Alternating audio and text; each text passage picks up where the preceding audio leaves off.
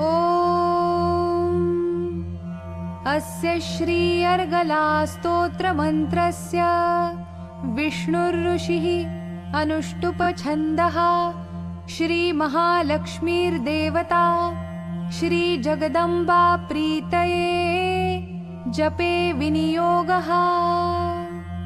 ॐ नमश्चण्डिकायै। मार्कण्डेय उवाच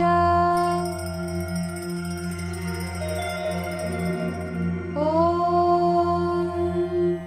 जयन्ती मङ्गला काली भद्रकाली कपालिनी दुर्गा क्षमा शिवा धात्री स्वाहा स्वधा नमोऽस्तुते।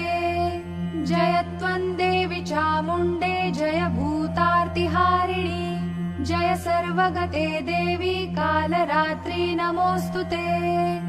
मधुकैटभविद्रावि विधातृवरदे नमः। रूपं देहि जयं देहि यशो देहि द्विषो जहि महिषासुरनिर्णाशि भक्तानां सुखदे नमः। रूपं देहि जयं देहि यशो देहि द्विषो जहि रक्तबीजवधे देवी चण्डमुण्डविनाशिनी। रूपं देहि जयं देहि यशो देहि द्विषो जहि शुम्भस्यैव निशुम्भस्य धूम्राक्षस्य च मर्दिनी। रूपं देहि जयं देहि यशो देहि द्विषो जहि वन्दिताङ्घ्रियुगे देवी सर्वसौभाग्यदायिनी। रूपं देहि जयं देहि यशो देहि द्विषो जहि अचिन्त्यरूपचरिते सर्वशत्रुविनाशिनी। रूपं देहि जयं देहि यशो देहि द्विषो जहि न तेभ्यः सर्वदा भक्त्या चण्डिके दुरितापहे। रूपं देहि जयं देहि यशो देहि द्विषो जहि स्तुवद्भ्यो भक्तिपूर्वं त्वां चण्डिके व्याधिनाशिनी। रूपं देहि जयं देहि यशो देहि द्विषो जहि चण्डिके सततं ये त्वामर्चयन्तीह भक्तितः।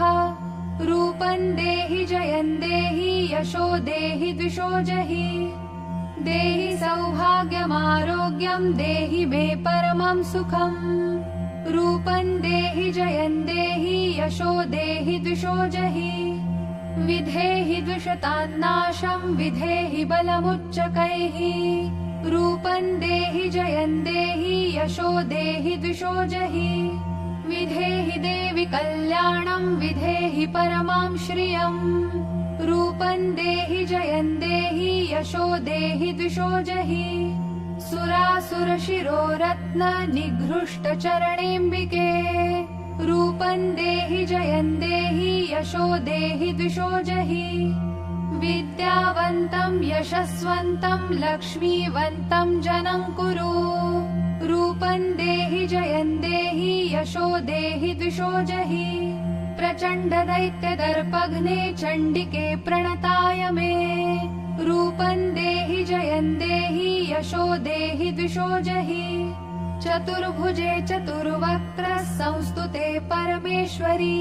रूपं देहि जयं देहि यशो देहि द्विषो जहि कृष्णेन संस्तुते देवी शश्वद्भक्त्या सदाम्बिके।